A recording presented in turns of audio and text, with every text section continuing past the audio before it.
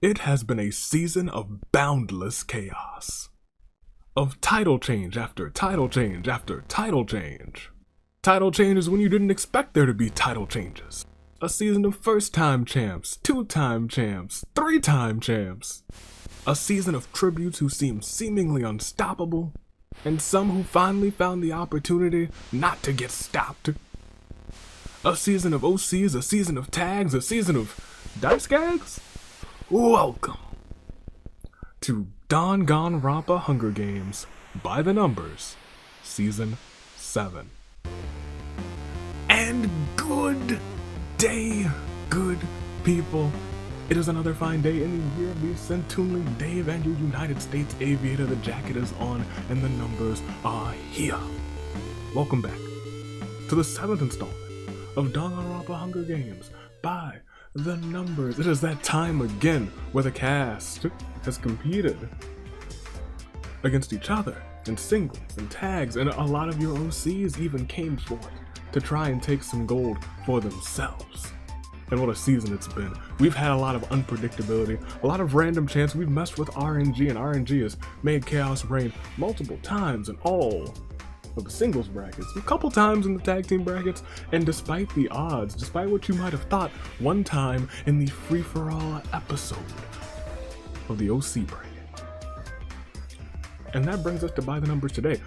We got a lot of numbers to look through. We got a lot of things to look through, and most importantly, actually, we got the brackets to fill out. Your fan votes are in, they're tabulated, and this is the first season where the tag teams did not get a fan vote, which shouldn't really be surprising. I'm actually surprised that this is the first time that it's happened.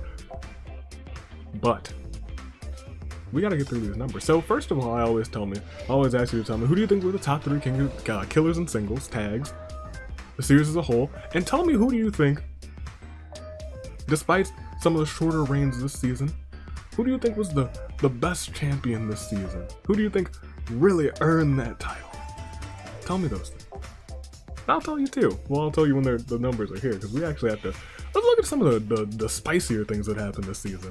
I'm sure you'll remember, as I mentioned, this season did not start off without a hitch. In fact, it started off with a body switch. Yuta and Chisa, the tale of 2 champs, question mark? 1 champ, question mark? A body switch. Yuta wins. But Chisa's mind in the body? Who was the real champ? Yuta was.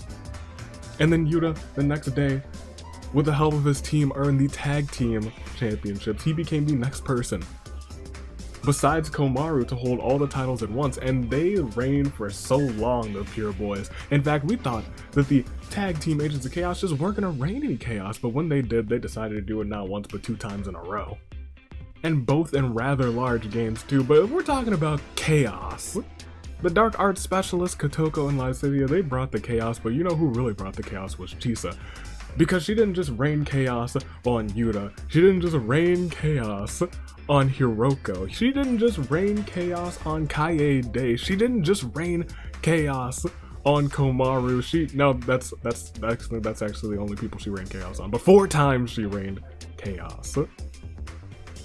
And you could say from the get-go she was ready to rain chaos. I think Chisa may have been the most chaotic agent of chaos we've ever had. All starting with that body switch. She set a precedent for Agent of Chaos. And I don't know if anyone will be able to live up to the chaos that she summoned this season. Well, maybe not so much. There's one other entity that caused quite a bit of chaos this season, as near the 39th dimension. One after another, after another, after another, after another. So much chaos reigned. But the season's almost over, so maybe that chaos is about to end, thank goodness. But Yuta, bring it back to him, wasn't the only champ he became a 2-time champ, or not even the only champ to have been able to hold all the titles at some point. Komaru became a 2-time champ. And, lest we forget, Kaede, although it's not brought to much attention, was the first ever tag team champ, and now, very briefly, she has held the singles championship. And she has now held all of the titles, never at the same time, but she has held them all. For now. There might be a new title coming soon. Maybe not. We'll see. We'll see. Maybe or maybe not. Just like that mountain may be coming very soon. The ominous mountain that's been looming for far too long. Far too long. So maybe it's coming soon. I would be remiss if I didn't mention first and foremost, we didn't have a ton of new winners. We have the champ, Monophony. But more importantly, we have Yeet Ball champion and first ever winner, the Feel Good. We usually have a really feel good episode this season, and I believe that one is Celeste finally getting her win. Even if you like Celeste or don't like Celeste, you gotta admit she finally deserved to have one. And even in OC action, we've had a lot of good times happening. We've had chaos unfold left and right. Especially in that big free-for-all episode, which was one of the most fun, even though it was a lengthy one, was one of the most fun simulations we've had maybe this season. There was a lot of continuity. There was like Sakai slipping and falling on a banana peel. Poor Sakai, poor boy. We had Murasaki finally surviving the bloodbath. We had Thunder getting the second place that his former talent had, almost reclaiming, almost becoming the first ever two-time OC champ. But that could still happen. Apollo could get that title too. Apollo, also a fantastic OC champion. Glad to have had him in the tournament. Earned you guys one of the fan votes. Ayane, the new champ, earned you guys another one of the fan votes. We'll see who gets put in those spots later too, but with all the fantastic OCs, we've also had a couple of... We have a pest problem and Komodo dragons that are running rampant through the... Look, we're not gonna talk about the Komodo dragons because I still have to take care of those. And in fact, I'm pretty sure that they're starting to really run rampant in there. Let's instead talk about the kills because that's what we like to see. That's what we like to see. We've got some people with some really outrageous numbers. Some people have like been consistent throughout this thing, and you'll see this in a second as we take a peek at these KOs. Like as we start with single game KOs. In a singles episode with 5 KOs, we had Masaru, the champ Komaru, former champ Komaru, former champ Mew, former champ Kaede, a lot of former champions there, and Masaru. With 6 KOs, we have Munakata, we have Mahiru, we had Gundam, we had freaking Sayaka, we had Mukuro, but rounding off is the biggest winner, the biggest top killer, Nagisa with 7 KOs in a singles game. And I know that that's a secret achievement and it feels so bad that he just missed out on it because it was in the 4,000 subscriber episode, which we were not counting for secret achievements because it was a big time special. So unfortunate for Nagisa. But is it really that unfortunate? Because that man's did come out clutch because of his partner Quark, and he's might not be in the singles episode, but he's defending the tag team titles. The Brainiacs, your tag team champions. And speaking of tags, in a single tag team episode in terms of 5 KOs, we had Kai from the Secret Assassins, Dimitri from Eye for an Eye, we had Corey from In the Family, I almost said Corey from In the House, Ryoma from the Beanie Brigade, and we had the great Gozu, the greatest Gozu from Mask On. 6 KOs, we had a longer list, like Genocide Jack from Ultra Despair Girls, Hajime from Fusion Ha, Toko from Literary Arts, both halves of the Toko Genocide Jack connection. Your Turn to Die Sarah, Sharpshooting Steel-Minded, Big Sister Sarah from the Big Sisters with 6, Nakamura with 6 from Follow My Lead, and Kurakuma from Yin Yang Despair. And we had 2 instances of people with 7 KOs on the tag team side. We had Ultra Despair Goes as Masaru, and we had Danganronpa 2's Mahiru, all clocking out at the top of the tag team's bracket in terms of KOs. And Mahiru did make it for her team. In fact, they got the 2nd win this season. Unfortunately, Headphone Vibin did not pick up the victory that they needed, and there were no fan votes for them. And in singles action, your highest killers were Mukuro, Munakata, and Gundam in that order. 18 from Mukuro, which is astounding. And Munakata and Gundam both get 12, just a dozen. Do you see the disparity between that? Mukuro with 18 and then Munakata and Gundam just with 12? It's a 6 skill difference. Mukuro went off in singles action. And tag team action, it's more rounded. We had 3 people all with 12, Nekomaru, Boss, and Hajime, which is interesting because 2 of those people are from the same team, Nekomaru and Boss, 12 kills apiece, and then Corey at the top of tag team action with 13 KOs. Congratulations to you, Corey. A lot of those were your own teammates, so we don't like to talk about that, but hey, a kill's a kill. And the highest killing teams we had, and once again I'll give you the top 5, tied for 5th, Fusion Ha and Mask On with 17, the Pure Boys, the first champs of the season, 19 KOs. Headphone Vibin was 3rd with 21 KOs. Small and Mighty came out strong, Fuyuhiko, Mizuki, and Chihiro with 22 KOs, but a dominant Follow My Lead took 27 KOs this season between the 3 of them. Most of the work was done by Boss and Nekomaru, but you know, 27's 27. In fact, Boss and Nekomaru alone would have still come out on top with 24. Kokichi was just like, oh well, here's a couple. And in terms of total KOs, I'll give you the top 5. I will give you the top 5. In 5th, tied for 4th technically, it is Toko and Hajime. All throughout season 7, they got 17 KOs. Shuichi clocked in at an impressive 18 KOs in 3rd. Masaru, however, clutches 2nd with 22, 22 triple twos. Masaru had a good season, unfortunately was not able to clutch up and get himself a win, but surprisingly enough, she had a consistent season and got 23 KOs. Mukuro was a sleeper pick this season. If you thought about her, she got a lot of KOs. But as we mentioned, cumulative kills, our top 10 changes just a little bit. Tied for 9th actually, it is now a 3-way tie between Nekomaru, Mew, and Genocide Jack.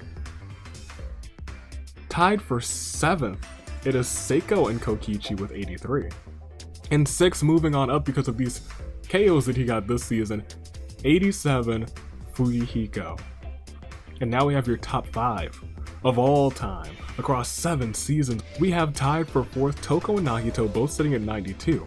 Kaede is at 3rd, sitting at 93, shooting up to 2nd place just by 1. Shuichi is at 96, and in 1st, just barely under 100, 97 KOs. The top killer, the most murderous of them all, is still Sayaka Maizono, a dangerous fiend who could break 100 KOs come this finale.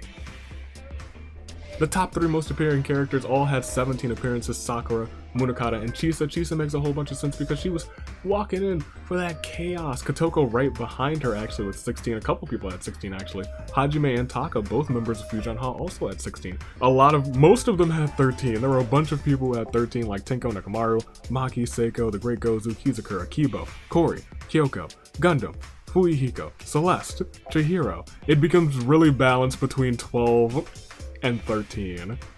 In fact, most of the classic characters have either 12, 13, or 11 appearances, which is right around half, which is about nice. That's really nice. They appear pretty much like once a week. And just paying attention to those who got 2nd, nobody got 2nd multiple times except for one person this season, and unfortunately it's a man who has not won a game. It is Danganronpa 3's Izuyoi, who finished 2nd twice, 2 times. Poor guy, you hate to see that. But not as much as you hate to see someone who's been so dominant get the only person who's gotten last more than once this season, and that's Kokichi, getting last twice this season. Now, of course, that doesn't hurt as much as, you know, some people getting last, like Kaito getting last this season, Jotaro getting last this season, a couple people who haven't gotten wins getting last this season. Not a whole lot of fun, not a whole lot of good times. However, when we talk about winners, we have a couple double winners. Hiroko cashing in 2 wins in singles action at My Pancake Invitational and in the grudge match between Yuta and between Chisa, which is interesting because it's a grudge match and she won the grudge match for Team Yuta, ended up actually getting the championship from Yuta, so maybe it was conspiracy all along between Hiroko and between Yuta. but also getting wins on both brackets, which is very nice. Munakata in singles and tag team action, and Komaru in singles and tag team action as well. I do think we'd be remiss without mentioning the 4,000 subscriber episode, which is, hey, awesome, fantastic, incredible, thank you. Sayaka won. No thanks to RNG for that one though. That's not great. In fact, that's bad.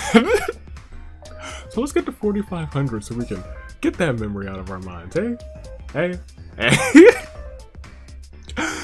But we're gonna go on. We're not gonna dilly-and-dally. We gotta see who's in these brackets.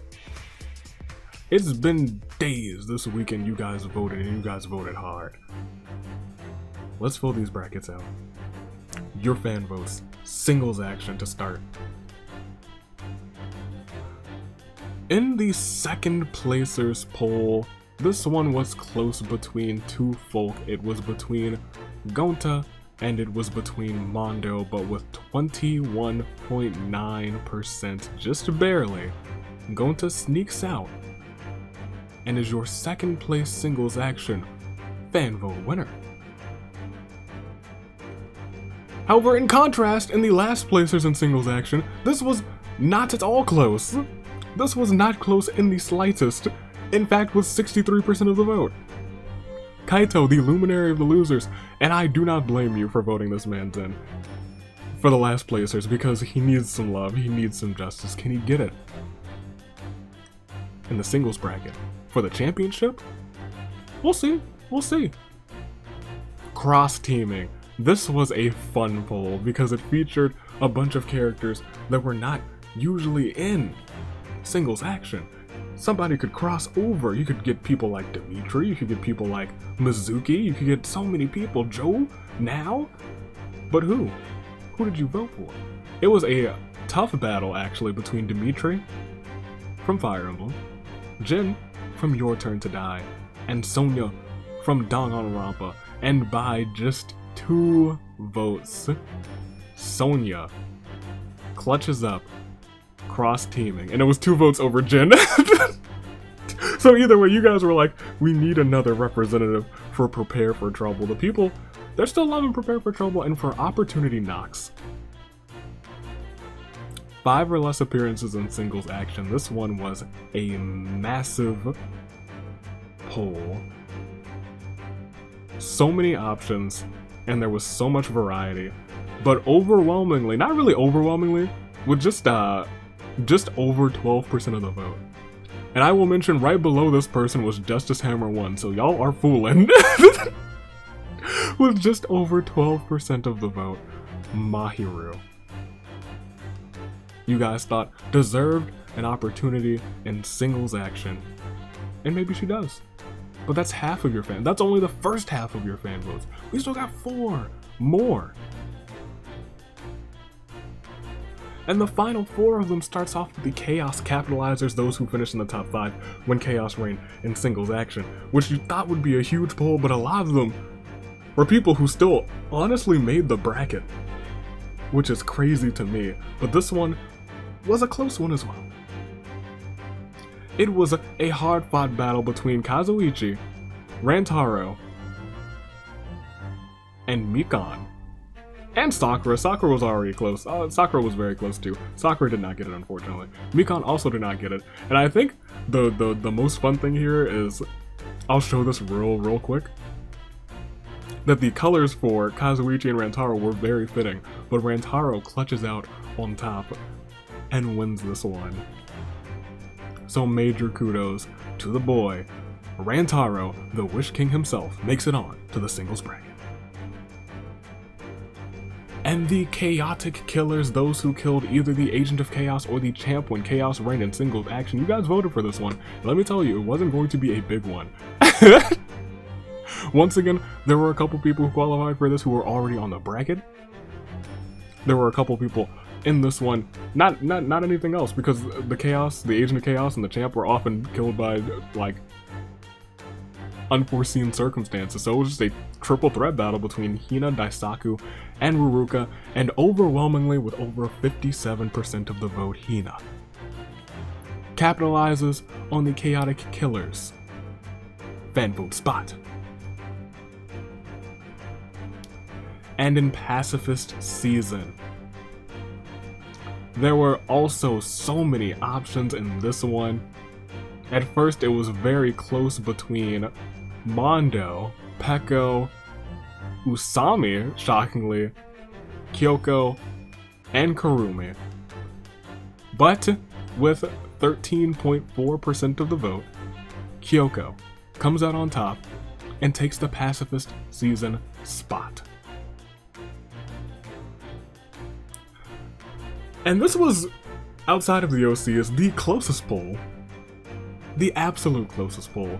5 KOs in a single singles game. It was just Nagisa, Mukuro, Mew, and Masaru going head to head to head to head, a fatal 4-way battle in the polls. And it was almost a even split between Mew and Mukuro. Masaru and Nagisa both got the tail end of the votes, but with 37.8% of the vote, and I will say Mukuro just got over 34% of the vote, Mew comes out on top and tries to get her hands on the Hunger Games Champion of Champions title once again. Which is a shame, not really a shame, but let me tell you, Mukuro, she wanted it. She wanted it bad. She had so many KOs this season, she probably deserved the spot, but it's all in your hands. The choices were yours and yours alone. And Mew takes that spot. And now, as we see that singles bracket filled out, I know what you want to see. You want to see who you voted for these OCs, and let me tell you, the second OC poll was the closest poll that I've seen in a long time. Every season I say that, but this one was real close. The Reverse 8 one was real close, but we'll miss the mark first. Being within 5 places of making the finale. This was a big battle between a couple folk, Melody Ballette, Siyubu, Mochi, and somebody else was really close. Who was it? Oh, Kikyu. Yes, Kikyu was really close. After time progressed, it was a 3-way tie at one point between Siyubu, Kikyu, and Mochi. But towards the end, a victor etched out very closely with 23.2% of the vote. Siyubu Iguchi takes one of the 2 OC fan vote spots. Let me tell you, the very start was very close for all of them. There's a lot. I believe at least everyone got at least 1 or 2 votes. Yeah, everyone got 1 or 2 votes, but it was a tough one. It was a close one. And of course, the Reverse 8, the bottom 8 of each OC episode. This is something else, because this one was close the entire time, and it was very close between 4 specifically. The newsboy Minori, the wildcard Miyake, the storyteller JFJ, and the gamer Murasaki told the story of 4 OCs. Actually, there was one more that was really close for a while. Lux Dunnick was really close too. Fell behind as the time went on, but was very close at the beginning, got a good chunk of the votes. Time did progress. A winner was declared. That winner with 17.1% of the vote, just barely etching out Minori and just barely etching out Miyake, just barely etching out JFJ. Murasaki Tomoyashi doesn't just survive the bloodbath, but survives the fan vote and gets an opportunity at the OC Championship. And thus now, you can bring up the OC bracket. In fact, I'll do you one better, and you can bring up a little preview, a little taster of the OC finale in less than 24 hours. It will be time for these 26 OCs to duel it out. Next Thursday, it will be tag team finale time, and next Friday, the OC Championship will be on the line. It's gonna be fun. It's gonna be crazy. It's going to be wacky, and it is going to be glorious. But I know you guys are waiting. Some of you didn't find it. Some of you didn't even know it existed. Let me tell you how to find, which is now in the playlist and somewhere in the eye icon. Hopefully that still exists. Who knows with YouTube, if we're being completely honest. The secret episode. That's what we're going for. I was like, OC, no, that's not what I'm looking for. The secret episode. And I'll just take this as an example. For the first 12 episodes this season, there was a piece of paper that appeared sometime on the board. At some time. And it either had a letter or a number. If it had a letter, you had to pay attention. You had to pay attention whether this tiny magnet was above for uppercase or below for lowercase. And that's how you got all of the characters you needed, but there was an extra bit, an extra piece. You had to pay attention to when that character came up. At which Claire de Lune. If it were the 5th Claire de Lune, it came up in the 5th spot. If it was like the 9th Claire de Lune, it came up in the 9th spot. That is how you did it. That's how you uncovered the secret episode. And it is there. It is the... What was the season? Was this? This was not the gambling episode. What was the season secret episode? It's been so long. I recorded it all the way back in January. Maybe it was. No, it wasn't gambling. What was it? Oh, I remember. It was going back and... You know what? I'm not gonna say a word. Just check it out yourself. If you haven't, go ahead and see it. It's a fun time. It was a fun time. I remember who won too. It was a nuts one. Go check it out. I'm gonna get ready to get this OC episode going on. So, hope you guys enjoyed this. I hope you guys are excited. And for one last time, let's go ahead and bring up the tag team bracket. Coming next Thursday, 4:30 p.m. Eastern Time. And the singles bracket. Coming next Friday, 4:30 p.m. Eastern Time. And the OC bracket. Coming tomorrow, 4:30 Eastern Time. Ayane will be defending the OC Championship for the first time after just a 5-day reign. Can she hold on to it? Can she be the first OC to hold on to the championship? I don't know.